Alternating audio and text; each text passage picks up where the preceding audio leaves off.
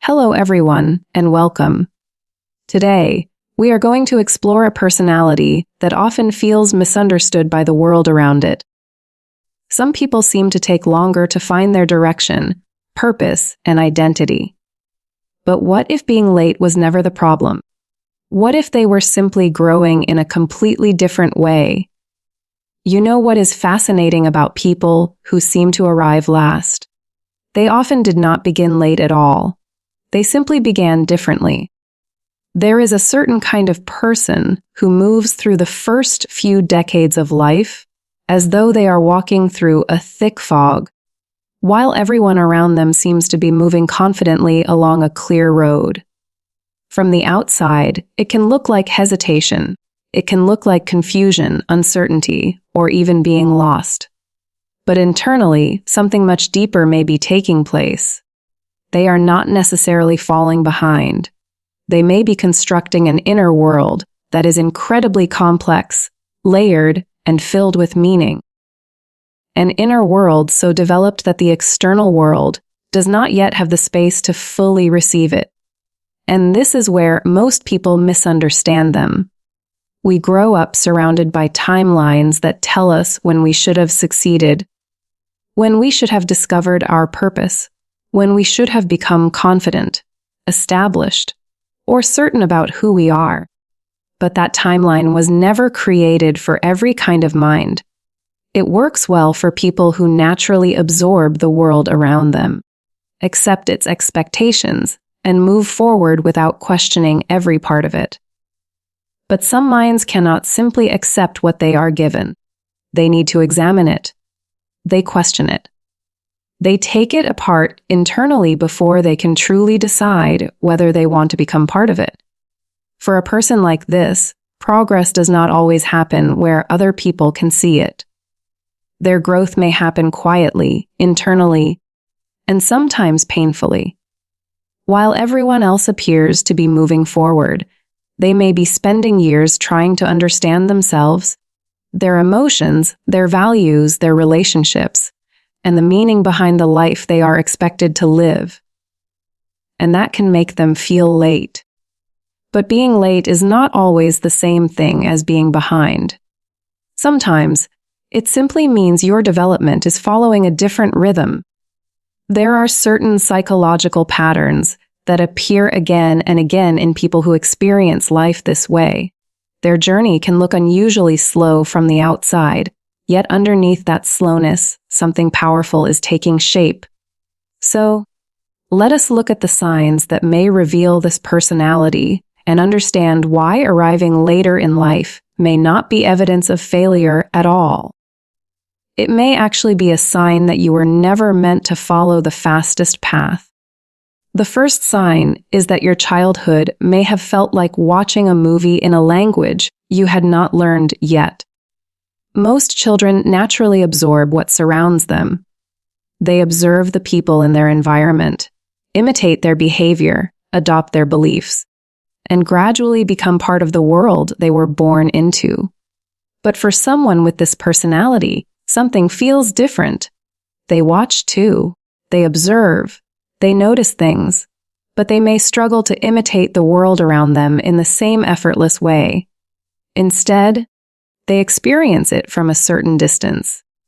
It can almost feel as though there is an invisible wall between them and the world they are expected to belong to. They may understand what other people are doing without understanding why they are doing it. They may recognize social rules without naturally feeling connected to them. They may watch their family, classmates, or friends moving through life and quietly wonder, why does everyone seem to know how to do this except me? As a child, they may not have the words to explain that feeling. They may simply believe that something is wrong with them. But sometimes, nothing is wrong. Sometimes the child is simply processing the world at a deeper level than the environment around them can recognize. Instead of immediately becoming what they are shown, they pause. They question. They observe. They try to understand. And that difference can make childhood feel strangely isolating. while other children may be busy learning how to fit into the world. This person may already be trying to understand what the world actually means. You may remember yourself this way. You were the child sitting quietly at the edge of the playground. Not necessarily because you were scared, and not because you wanted to be alone, but because you were trying to understand something you did not yet have the words to describe. You were the student who sometimes stared out of the classroom window while everyone else followed the lesson. It was not always boredom. Sometimes your mind had simply traveled somewhere the lesson had not reached yet. From the outside, it may have looked like shyness. It may have looked like withdrawal, distraction, or a lack of interest. But internally, there was something much more complicated happening. Your mind was processing experiences, emotions, and questions at a depth your surroundings were not always prepared to understand. You may have felt things intensely while having no idea how to explain what you were feeling. And that creates something very important during childhood. It creates the first sense of separation. You begin to notice that you do not experience the world exactly the way everyone around you seems to. You are not necessarily better than them, and you are certainly not worse. You simply seem to be moving along a different track. It runs close to the main road, but never completely joins it. You can see everyone else moving forward. You can understand where they are going. But somehow, you never feel completely inside the same journey. If you recognize yourself in this, understand something clearly. That distance was not necessarily rejection. It may have been the earliest indication that you were never going to fit comfortably inside an identity designed by somebody else. And that brings us to the second sign. You were the child who asked questions that adults struggled to answer. There is a very particular kind of loneliness that comes from asking a question and watching the adult in front of you pause. They search for an answer, give you something that sounds reasonable, and yet both of you know that the answer does not really explain what you were asking. You may have experienced this repeatedly before you even reached your teenage years. Why do people continue believing things that clearly hurt them? Who are we when nobody is watching? If everyone is pretending to understand something, does that mean anyone actually understands it? These were not simply questions from a difficult or overly curious child. They were signs of a mind that was uncomfortable accepting the surface when it sensed something deeper underneath. You could not easily accept an explanation simply because an adult gave it to you. You wanted to know what was behind it. You wanted the reason beneath the reason. And that kind of awareness can become a burden when you are young. You begin noticing contradictions that other people seem perfectly comfortable ignoring. You notice when someone's words do not match their behavior. You notice when traditions are followed without anyone remembering why they began. You notice when people claim to value something, but repeatedly behave as though they value something completely different. The problem is that children who notice these things rarely receive satisfying answers. Instead, they often receive discomfort. They may be told they are thinking too much. They may be encouraged to stop questioning everything. They may receive the subtle message that their need to understand is excessive and that life would be easier if they simply accepted things the way everyone else did. But you could not do that easily. And that was not necessarily a weakness. It may have been one of the earliest signs that your mind needed to create meaning rather than simply inherit it. That process takes longer. It almost always takes longer. But there is something powerful about a belief you have examined for yourself. When life eventually challenges it, it has already survived your own questioning. You did not accept it blindly. You tested it from different angles. You pulled it apart. You doubted it. You rebuilt it. That kind of understanding can become incredibly difficult to shake. Now we move into adulthood, where these patterns often become even more visible. The third sign is that decisions that seemed completely obvious to everyone else felt like enormous calculations to you. There comes a period in early adulthood when it seems like everyone around you suddenly knows exactly what they are doing.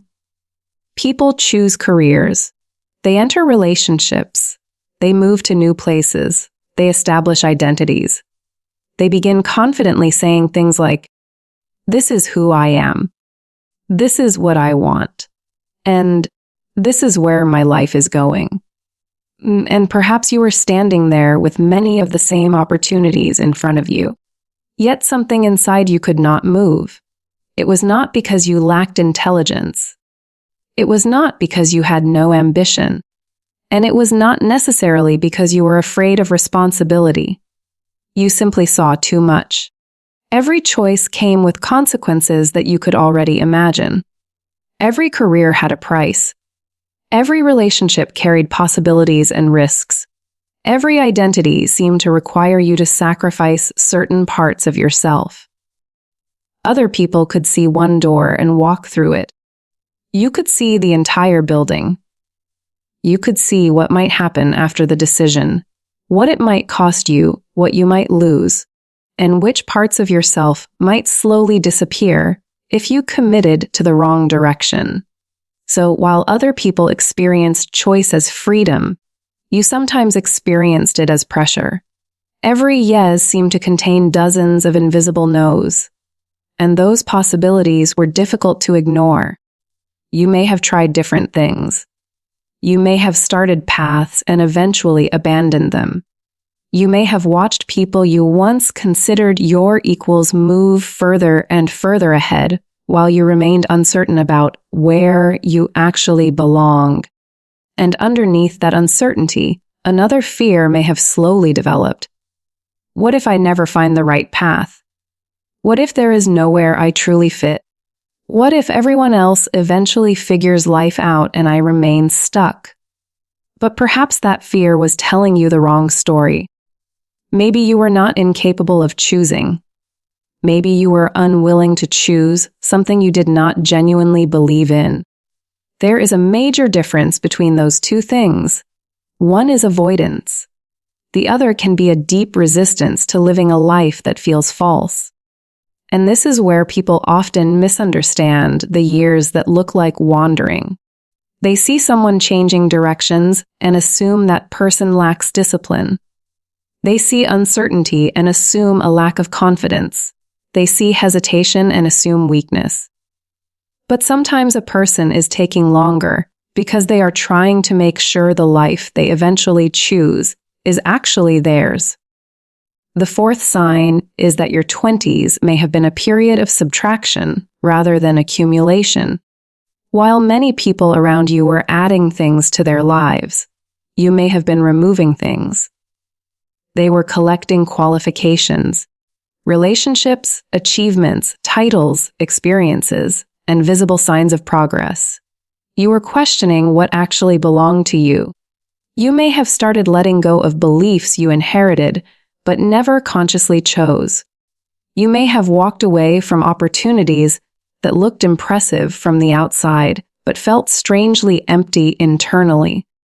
You may have stopped caring as much about approval from people whose values you had never really examined. And some of the changes you made may not have looked impressive at all. They may not have been the kind of changes that photograph well or make a person look successful from the outside. But internally, you are dismantling an identity that may never have truly belonged to you. You are separating yourself from expectations, roles, beliefs, and identities that had been placed on you long before you were capable of deciding whether you wanted them. This is one of the reasons genuine self-development can look so much like stagnation. Addition is easy to measure. You can point to a new job, a new degree, a new relationship, a new achievement. But how do you measure the belief you stopped carrying? How do you measure the identity you refuse to perform anymore? How do you measure the version of yourself you deliberately chose not to become? There is no certificate for that. Nobody necessarily congratulates you for removing something from your life. And yet, that process can be some of the most important work you ever do. Because people who skip that stage may appear to arrive early. They may achieve things quickly. They may build impressive lives while they are still young. But sometimes, years later, they discover that the life they created has the right appearance, but the wrong foundation. Everything looks correct from the outside, yet something inside begins to feel empty. And eventually, a life that does not fit the person living it begins to crack. Your path may have demanded a different price. You may have paid for your growth earlier through uncertainty, solitude, confusion, and the painful experience of watching other people collect things you were not yet ready to claim. But there is another side to that price. If you take the time to build a life that genuinely belongs to you, you may not have to spend your later years dismantling a life you never wanted in the first place. The fifth sign is that you have often sensed the ending before you fully understood the beginning. There is a particular kind of knowing that does not seem to come from deliberate reasoning. You cannot always explain where it came from. You simply feel something. You sense something about a person. You notice something about a situation. You become aware that a particular path is likely to lead somewhere you do not want to go, even when there is not enough visible evidence to prove it. You may have learned to keep this part of yourself quiet, because when you tell people, "I just knew," they usually want an explanation. They want evidence. They want facts. They want a logical chain that shows exactly how you reached your conclusion. But sometimes your awareness does not work that way. You notice patterns before you consciously understand the pattern. You recognize subtle changes in someone's behavior. You sense where a situation is heading. You notice what is missing from a conversation. You can sometimes feel the consequences of a decision long before those consequences become visible to everyone else. And this can make ordinary decision-making surprisingly difficult. How do you choose a career when you already sense which options could slowly drain you? How do you commit to a relationship when something inside you is warning you about problems that have not appeared yet? How do you participate in a situation when you can already sense an ending you know you would not be willing to live with? Sometimes, you simply do not participate. You wait. You observe. You hold yourself back until something feels internally consistent enough to deserve your commitment. And while you are waiting, the outside world may interpret your behavior as being too selective, too cautious, too complicated, or too slow. People may tell you to stop overthinking. They may tell you to choose something and simply make it work. They may wonder why you cannot be more like everyone else.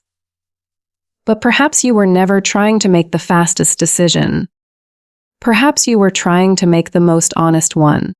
And sometimes the same intuition that other people dismiss in the moment becomes much easier to understand years later. When the consequences of their choices finally become visible, what once looked like hesitation may turn out to have been awareness. What looked like delay may have been discernment. And what looked like being behind may have simply been the time required for you to become certain that the life you eventually choose is one you can actually live with. The sixth sign is that solitude has never truly felt empty to you. This may be one of the most misunderstood qualities of this personality, and perhaps one of the most important. For you, being alone has never necessarily meant being disconnected. Solitude can be the presence of something that becomes almost impossible to hear when you are surrounded by too much noise, too many opinions, and too many expectations. Perhaps people have made you feel as though your comfort with being alone was a problem. They may have interpreted it as avoidance, isolation, or an inability to connect with others. But somewhere inside, you may have always known that this explanation was incomplete. You are not necessarily running away from connection. Sometimes, you are protecting a part of yourself that superficial connection can easily overwhelm. Your inner world has structure. It has layers.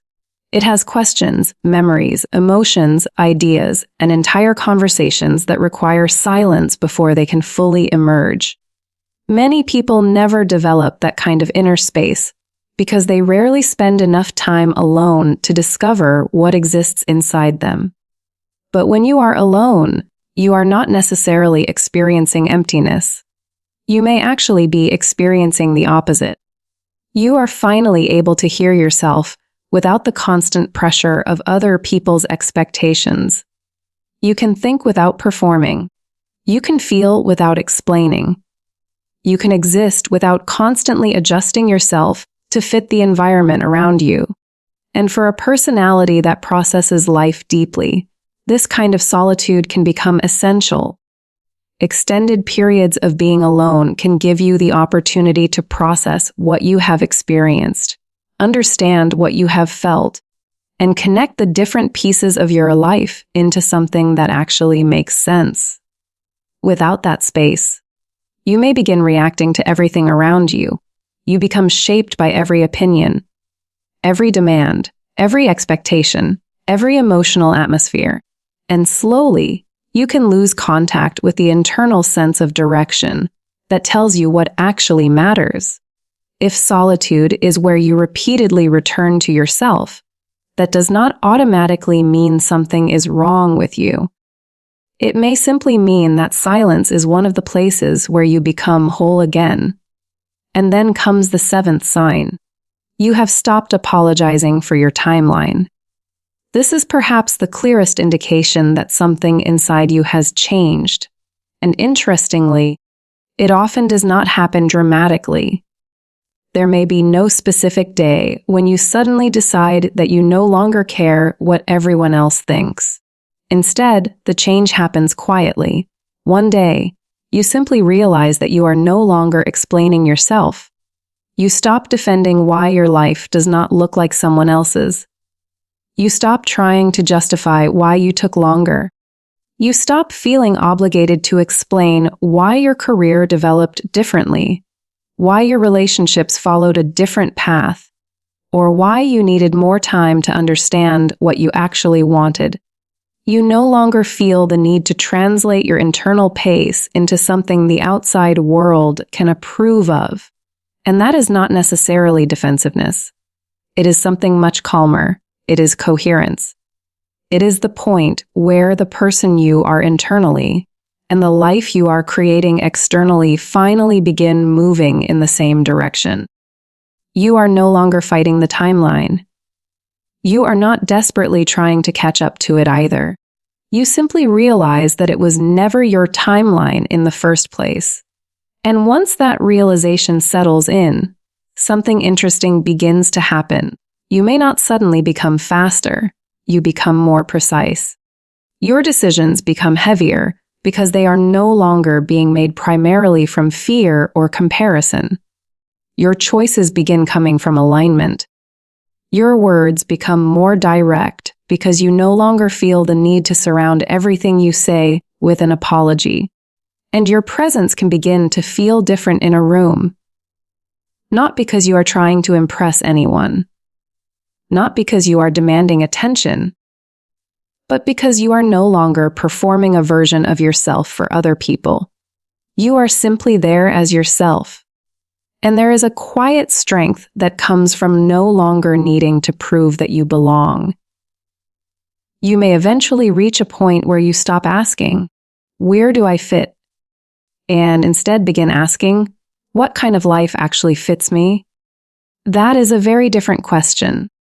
The people who reach this stage are not necessarily rare because they are more important or somehow superior to everyone else.